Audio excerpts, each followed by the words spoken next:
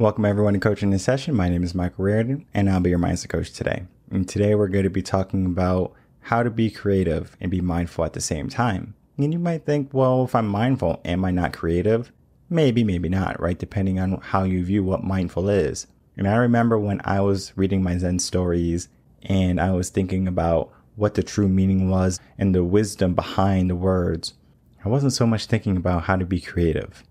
I was thinking about what knowledge or what goal or what lesson this story was trying to teach me.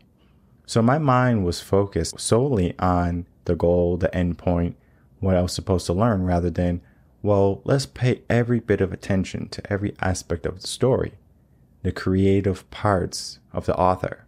And so diving into being creative and finally diving into that type of mindset, when I read those Zen stories, the whole story changed. I wasn't so much just looking for the lesson anymore. I was paying attention to all of the words and putting imagery in my head where I was living in that space, and I was literally just like a ghost almost, or just a being that was able to see this whole story unfold. And that helped me be more creative, because then I get to see what type of challenges could be a possibility and then the outcome that comes from it. And that way of thinking helped me to think that we need to add some creativity into mindset. And so I reached out to Cynthia Hauk, who's a mindful art trainer and coach, and she helps people with art become more mindful and become more aware. There's more to art than just a paintbrush, a pencil, an eraser. There's so much more to art than what we tell ourselves. So we have to get into the type of mindset where we see what we do and see the end result, but not focus on that result as being the point of, I'm waiting to get to this point and then everything is going to be complete. Life is not complete once the painting is over. Once you're done with one painting, then you can look at it and then you get to create a new painting, or you get to climb a new mountain peak. However you want to view that idea of placing a goal behind a goal, because our goal is not so much to be done, but to live life to the fullest. So let's get into that interview with Cynthia and myself.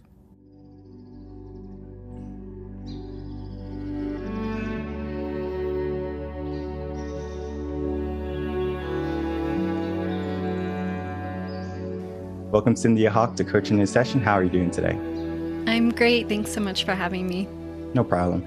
So I have you on. You're a mindful art trainer and coach, and that could be so many things. But in your own words, can you please tell what you do to the audience and to the world? Yeah, absolutely. I mainly do two things. So I offer mindfulness, meditation, and really simple art classes to help people de-stress. So it's usually when people are really busy and overwhelmed. They've maybe tried to meditate, or they don't consider themselves to be an artist, but they're looking for another tool that can just help them have a bit more breathing space in their day. So I do that with online classes. And then the other main part that I do is I teach mindful art teacher trainings and coaching.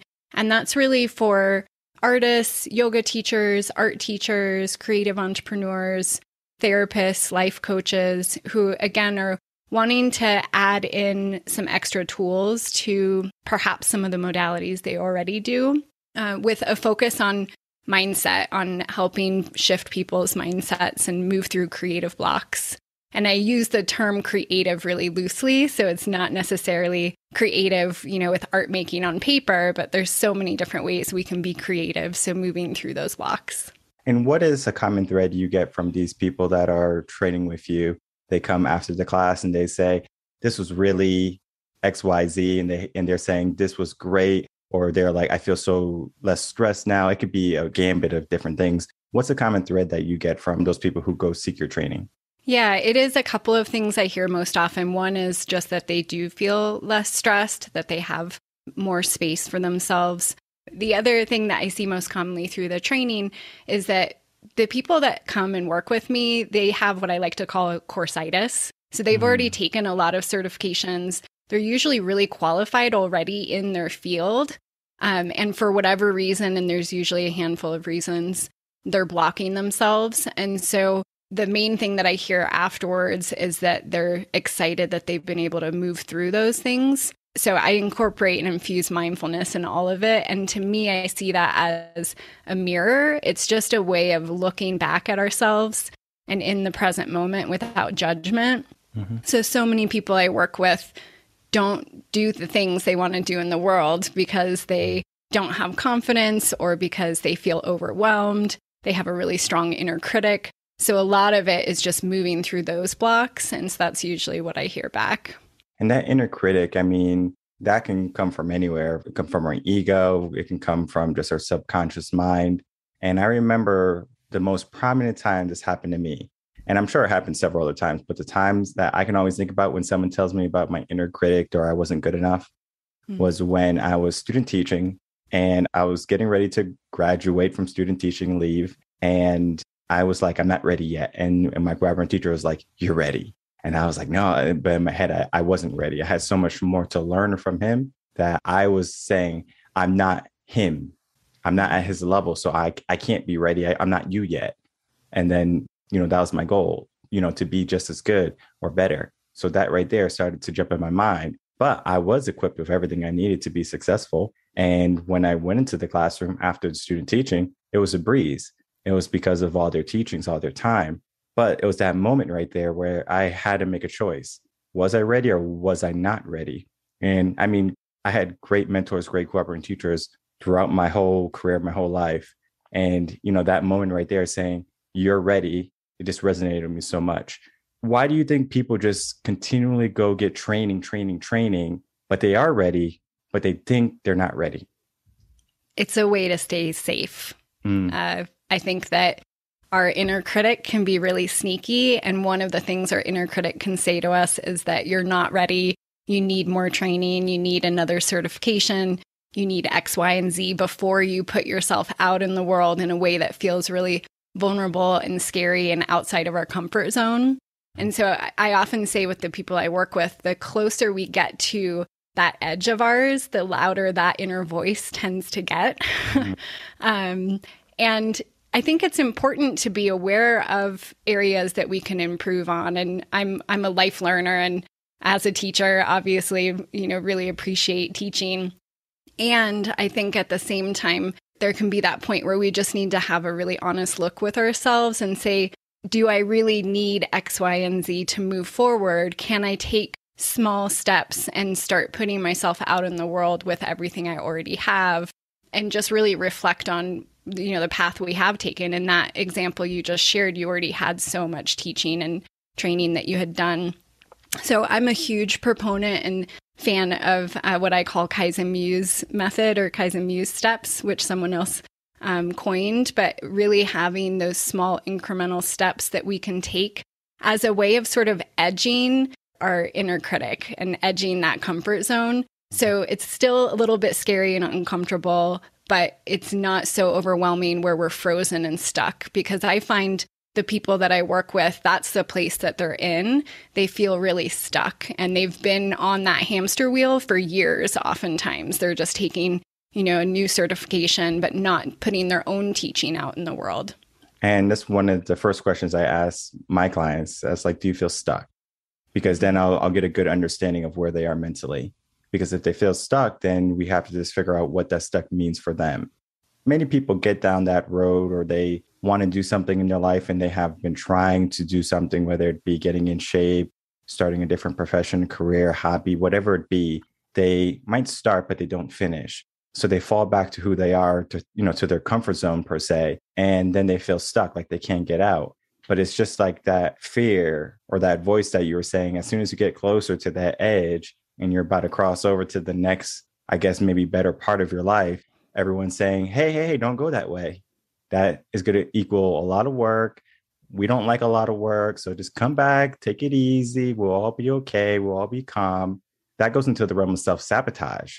I'm self-sabotaging my life because I have a voice inside of me saying, don't go more, don't be more. So that voice, how can we be mindful? How can we maybe implement ways to stop self-sabotaging ourselves so much? I love that question. I feel like you and I could probably talk about that at length for a really long time.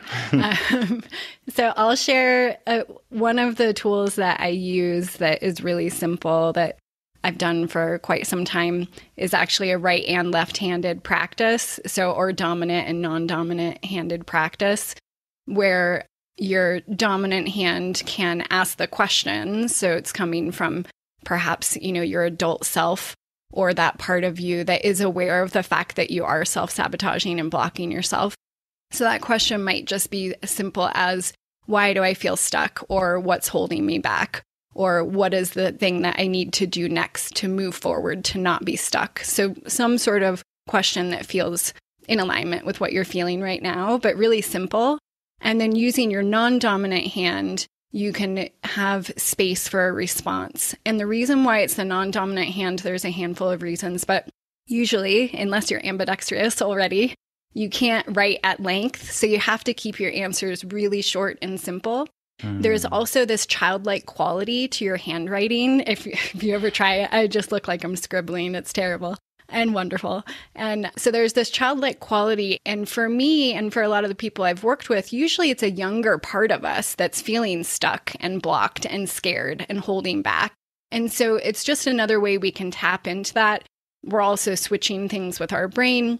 We're feeling the sensations of the pen and the paper, moving and that texture. So it's a way we can be more present. So automatically, I see it as more of a mindfulness practice. The key part with that, with mindfulness, is the non-judgment part. So that's kind of the piece to notice as you're answering, just coming back to that reminder of you're not going to judge whatever you think of or write. You can sort of see it as an experiment. And I normally recommend doing that 3 to 5 times. So you would ask the question, have a really simple answer. And then depending on what comes up, you can, again, have a really simple question just to dive in a little bit deeper. So that's one practice that I share a lot of times and that I do for myself, because I think first and foremost, we need some sort of clarity. And we don't necessarily need to understand everything, but we need to know, are we feeling overwhelmed because, we're too busy and we don't give ourselves time to live into our dreams? Are we feeling like we have self-limiting beliefs? Are we dealing with other people's drama? Like, we just have to be aware of what is the thing that potentially is pulling our attention away. And then once we have more of that awareness, then usually I like to do those Kaizen Muse steps. So just breaking down really, really simple, small things that we can start inching our way towards movement, just so we're not frozen and stuck. And what you said is kind of triggered my brain, because that's how my brain works, where we're writing with our left hand and we have a childlike script. And if I wrote on my notepad in front of me with my left hand, I wouldn't know the difference between a kindergartner and me. It would be just like that. Let's go to the idea of a weed in your garden. If you snip the top of your weed, the weed will grow. We have to take the weed from the roots. So when we mentally, and this is probably a subconscious level too, when we start writing with our left hand and we have that childlike script, we go maybe to the root of our problems, which typically stems from childhood. We have some type of childhood trauma, where it could be parent, relationship, family, school, whatever it be, right? There's something that is having our brain stop and saying, okay, well, we got to be careful, right? Because we learned at some point in our life not to do something. Whether it's, okay, in class, we need to be still, not say anything, or someone yelled at us because we did the wrong move in the gym class, right? Whatever it be, right? That affects us long term. And if we can find that reason, going back to our childhood, going back to the roots, we can actually take some time and say, okay, well, what's the problem? The root, right? Childhood. We can look around, we can figure out, all right, this needs to be adjusted, and then we can adjust it. Or we can maybe put some awareness to it, saying, I was able to overcome that. And then they overcame it. So now that belief that they once had subconsciously is now a conscious victory. So they're not going to allow that to keep them stuck anymore. So the idea of going back to being a kid and then handling the root problem, pulling up the root, and then setting us free per se, so we can kind of go out and I guess not be stuck or self-sabotage ourselves, because we have an anchor in our life. And many times that happens from school, can happen with family. Typically, you're going to get a lot of stuff in school. School is just going to be one of those heavy moments where many people are going to be open about their opinions, their beliefs. And when you're young, peer acceptance is so big. And I remember just being a teacher, I went to art class one day.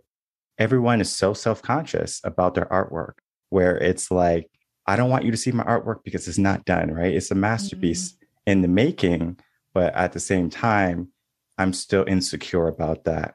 Do you find that when you're working with people through different methods or different arts, that they're self-conscious about the work that they're doing? Absolutely. And I hear that a lot, especially because the practices that I teach and share combine mindfulness and really simple art activities. So a lot of the immediate response is, I'm not creative or I'm not artistic. And that can carry over very easily to their other projects that they're doing that aren't, quote unquote, art related. And so that judgment, that really quick knee-jerk judgment comes up often when I'm talking with people. And I think, to your point, there is a lot tied in with when people are younger. And Brene Brown, I love her, and she talks about in her shame resiliency research that 80% of people have some sort of shame story about creativity when they're under the age of like 6, somewhere around there. And so there is this dampering that can happen at some point in our lives, and we start to associate that with things. Some people will just say like, oh, I'm terrible at remembering names. And you make that statement, and then you just believe that about yourself. You have this thing about your identity. So I think the other part about that writing exercise that I really like is that it pulls you out of the story, because you can't write a lot when you're writing with your non-dominant hand. So if you imagine that you're like hanging out with a friend and you're catching up and you're getting worked up about something you feel frozen or stuck with, we could talk at length and just, go on a huge rant and kind of spiral into that story. And that necessarily isn't going to shift us or have any movement. And so having these different ways that we can be aware of what we tell ourselves that may not be true, that very likely if it's a negative thing we're telling ourselves, it's not true. It's just coming from our inner critic that's trying to keep us safe.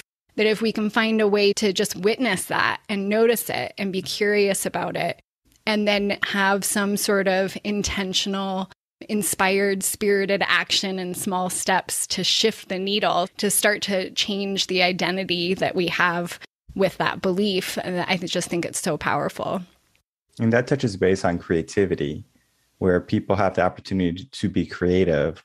And if you can think back just high school, college, there's going to be many classes that don't offer the opportunity for creativity. There's a right answer. And if you don't get the right answer, it's wrong. So we can't be creative in the sense of, well, in biology, it could be this, right? So it could be like a theory, hypothesis, whatever it be.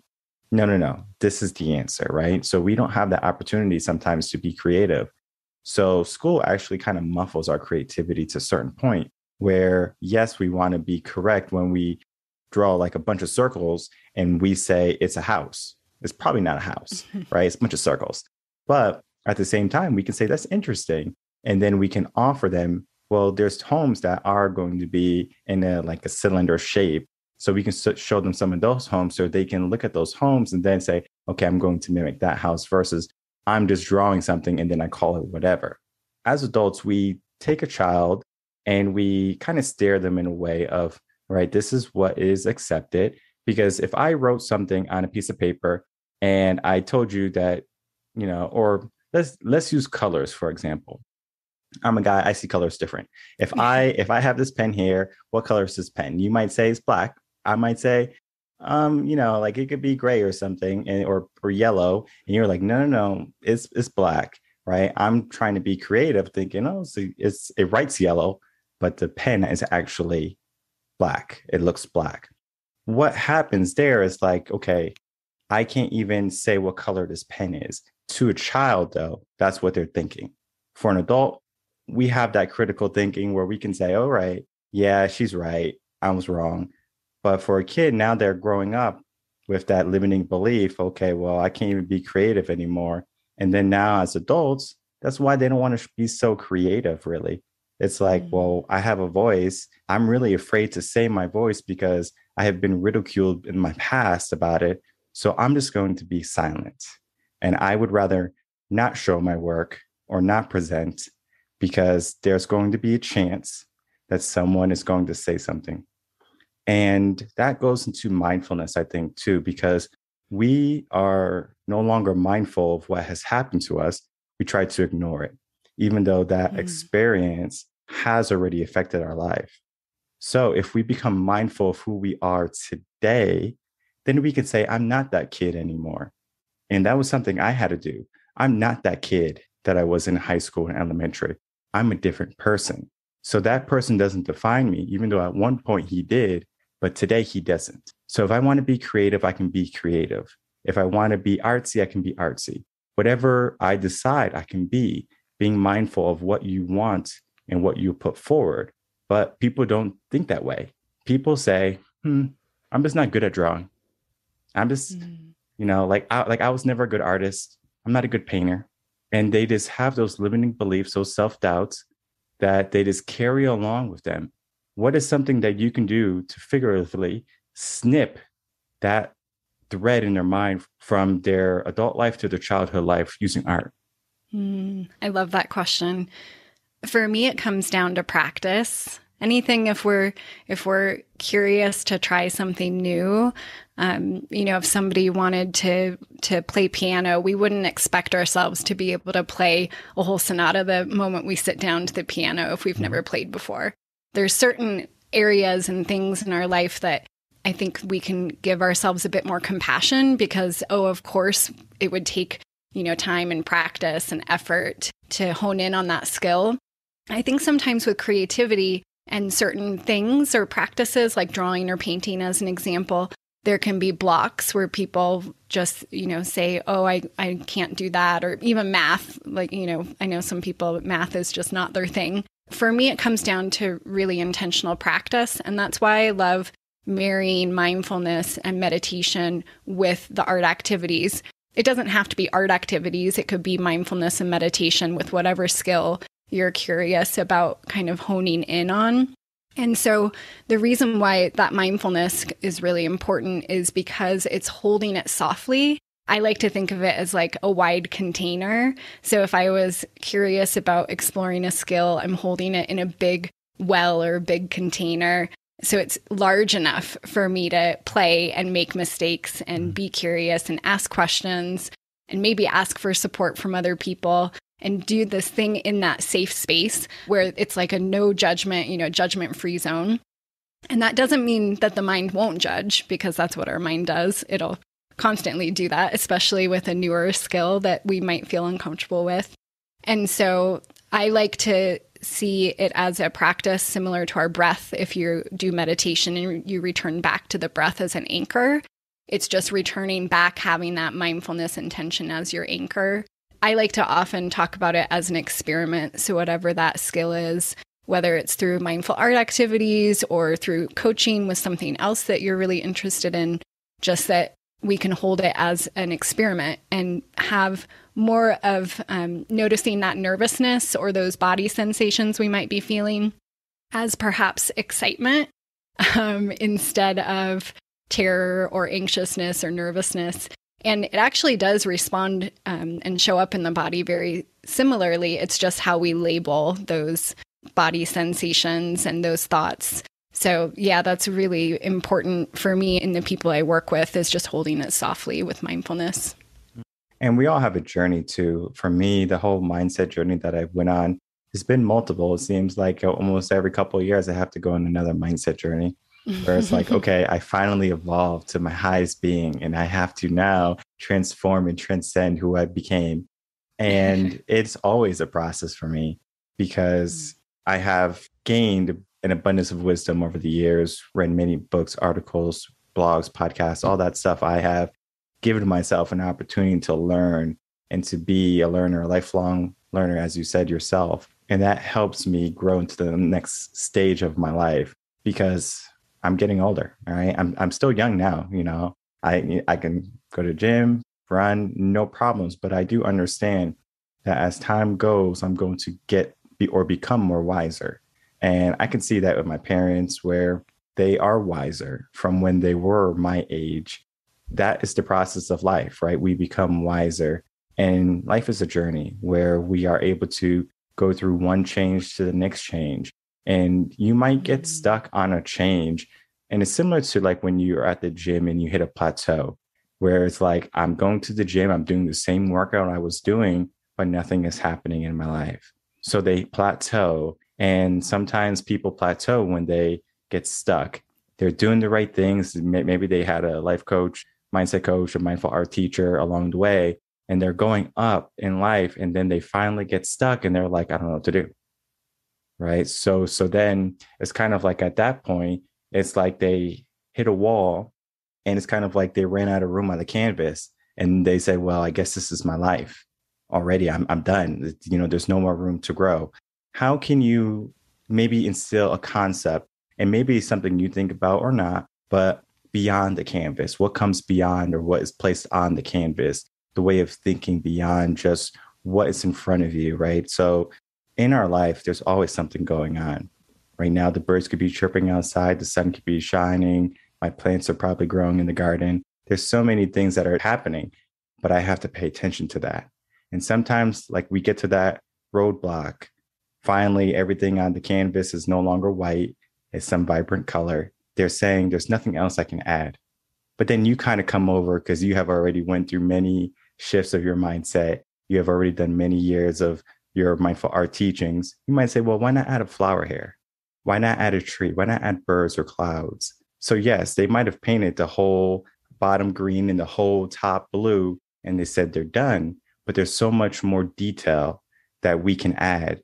How do you help people see the details of life and rather not so much of a blank canvas that they paint and they say is complete?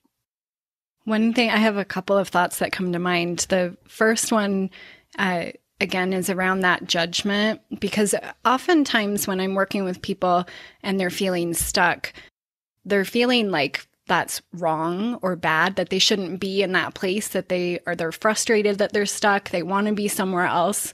What I also love about mindfulness and mindful art activities with that reflection in the mirror is that it is largely a practice of just simply noticing what's happening right now. So that also means noticing our judgment around where we are right now in this moment to not make that wrong. And so part of it is just deepening that awareness. And so a lot of the focus with mindful art is the process, not the final product. But what I've also found is that by having a mindfulness practice, by having a practice of noticing how I'm feeling right now and trying not to judge it, and also being curious, it naturally will lead to the next step, to the next thing, to moving through those blocks. I find that it takes time, right? Just like how everything in nature, I think of the seasons a lot, actually. We just finished winter here in Colorado, and it always looks so, quiet and kind of bleak and beautiful, but like there's not much on the surface during winter. But those roots are just soaking up soil and nourishment and, water that whole time. So sometimes things can look one way and it can be something entirely different. So I think that there often can be this natural ebb and flow. And so when there is this feeling of stuckness, part of the practices I share are just around noticing that, being aware of it, seeing how we can soften around it and not have as much judgment, and then having curiosity around what is it that lights us up? What are we curious about? What are potential really small steps we could do in just 5 minutes that doesn't feel overwhelming so we can start shifting that? So that's one thing that I really like to focus on. And then the other thing that I often will kind of just talk about in my coaching and with my teacher trainees, I love the question, hate the question of, where do you see yourself in 5 years or 10 years? And I'm a list person. I'm always writing goals and SMART goals and, micro actions and all the things. And at the same time, none of my 5-10-year goals have ever, they always look entirely different than what I imagined. And that's just been my story, of how life has emerged. But I kind of chuckle a little bit when I consider long-term goals and, considering the canvas question you asked, so what's beyond the canvas, to again hold it really loosely. And so that doesn't mean I'm apathetic. I like to really work towards my goals and have intentions, but to not hold the end goal so tightly in my hand. So again, it just goes back to that where I am right now. If I'm feeling really stuck or frustrated, or the students I'm working with are feeling really stuck and frustrated, oftentimes I'll bring up thinking about another place or time when they felt that, and seeing how they're in usually a very different spot now compared to many years ago. You sort of alluded to that earlier when we were talking. So I think there's lots of ways that we can engage the mind, which can be, we have negativity bias. We're always looking out for ourselves. We're always trying to protect ourselves. And so just not making that bad or wrong, knowing that that's what the mind does, and being more aware of our thoughts, our feelings, our sensations, and having really simple tools and practices that we can do either by ourselves or in community or with a coach, just to have a bit more perspective and support as we, are each on our own paths and journey.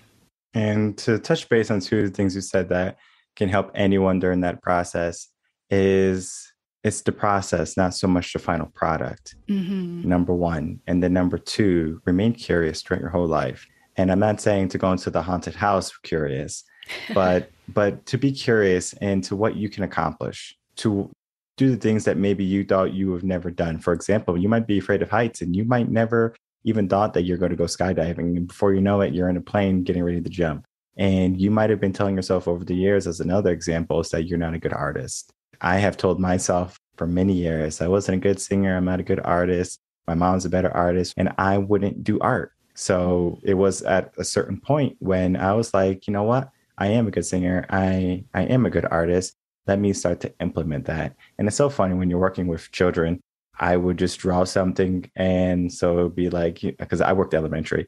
And when I was doing special ed, my last years of teaching, I would be with first, second graders, and we would have like quiet time or whatever. If someone wanted to do drawing, I might hang out with them, do some drawing, and I'll make like a little landscape photo. And then they'll always say like, oh, you're such a good drawer or whatever. I'm thinking in my head, oh, I never thought of myself that way. But to them, it's like, wow, you're so great. Hanging around kids can be one of the best cures or best medicines for anyone who's down and out. So I would always give them the photo when I was drawing with them. And then they would take it home or they would do whatever they want. It didn't mean anything to me, but for them, it meant something. Where it's like, I have this beautiful piece of artwork. I have something to work toward. And I think the idea of working towards something, working toward a goal is healthy, but then understanding, enjoy the journey so too, because many people try to like rush and finish. And when they're there, they think happiness is there, but it's not. Mm-hmm. And I heard a quote today, I believe. It was, when you reach the top of one mountain peak, the bottom of another mountain is going to be before you. It's we reach a goal. So it's like we give ourselves a 5-year goal, right? Like going back to what you said, we give ourselves a 5-year goal. When we reach it, what happens? There's no more goals. So it's always put a goal behind a goal, but at the same time, pay attention to now. And then to also be aware of how you were when you were younger too. This is something I think about frequently, especially since I was a teacher. I had to understand when I was in third grade, I did a lot of bad things. So if I'm working with third graders, I'm going to expect those bad things too. And I can't judge them. I can't say, you shouldn't be this way, blah, blah, blah. I did it. When the glass of milk spills at the diner, yes, you want to yell. Yes, you want to scream. You're frustrated. I understand. But have you ever dropped a glass of milk, spilled a glass of milk? Probably, maybe. Don't damage that child at that moment. You did the same thing, probably.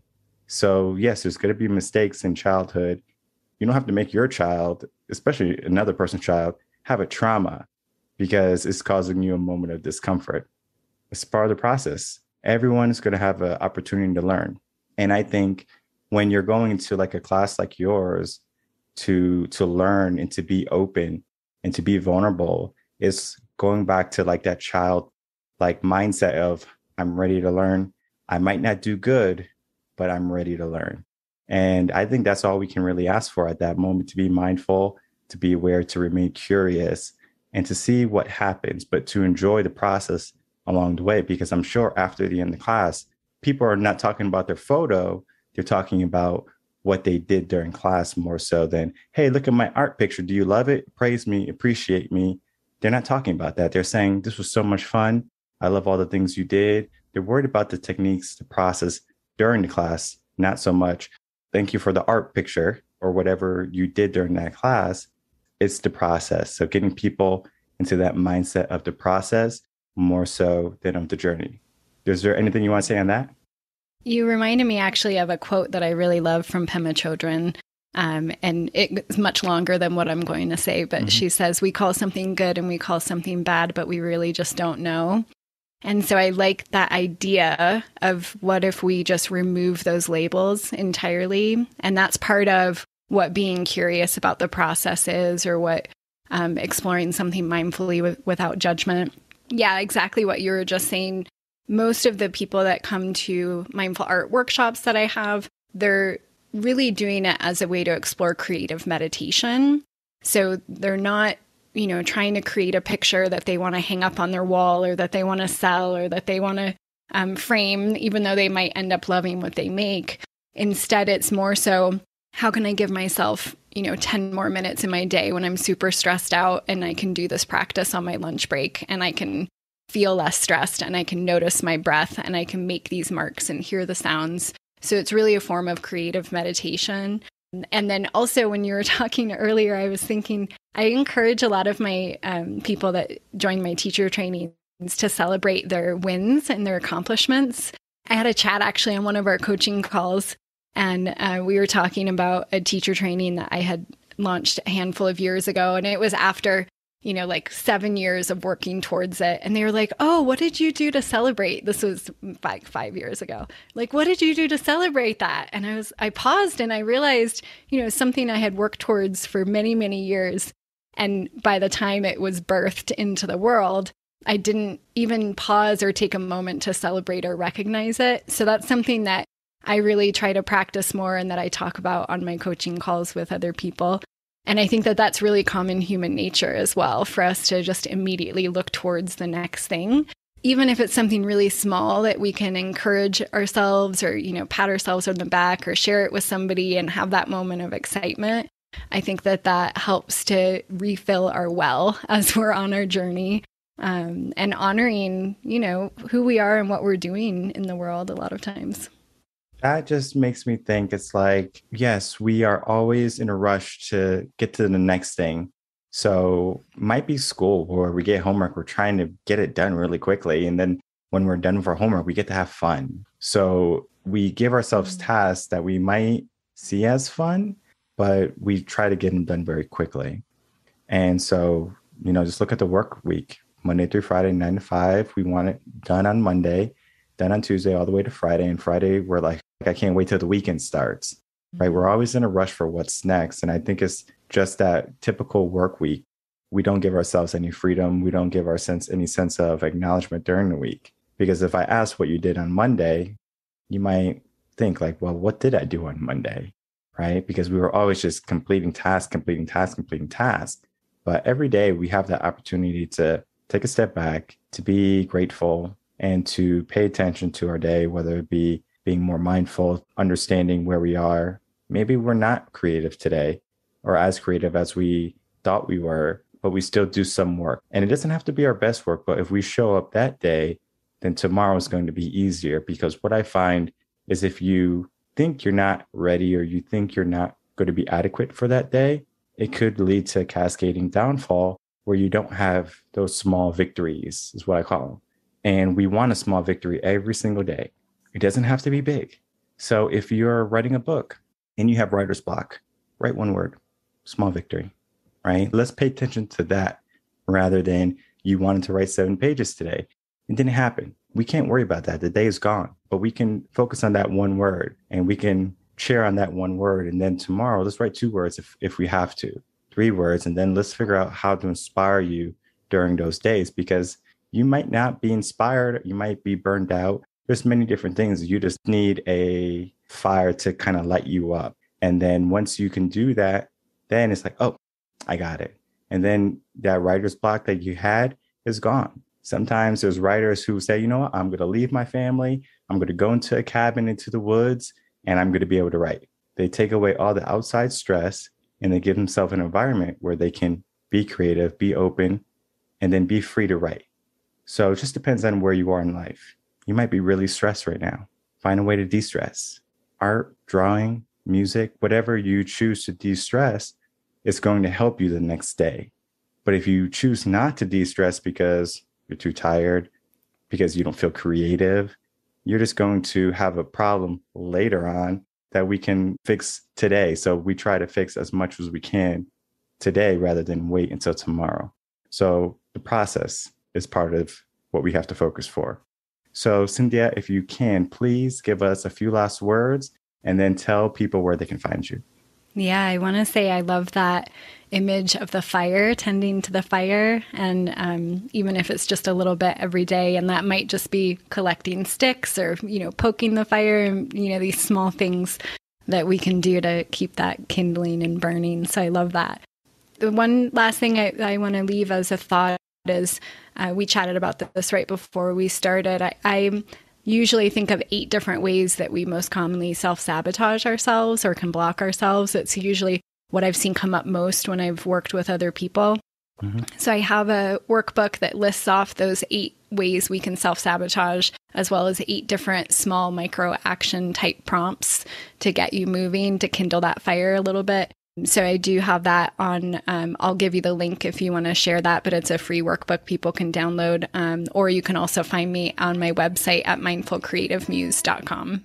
Mm-hmm. I would definitely put the link in the description box below, so everyone can have that link to check out the workbook. And one of the biggest reasons why many people don't go past their true self is because they self-sabotage. Mm-hmm. So understanding that, okay, how can I not self-sabotage myself is going to be important and critical to know, so you can get past to the person that you want to become. And sometimes we just have to get a little bit of information, get a coach like Cynthia, and put ourselves on the right track to a better mindset, to be more mindful and to be more creative. I want to thank you so much, Cynthia, for coming on, sharing your experiences with me, what you do for the world in your coachings and your training. It was a huge pleasure. Thank you so much. Oh, thanks so much for having me. No problem. Everyone, Cynthia Hauk.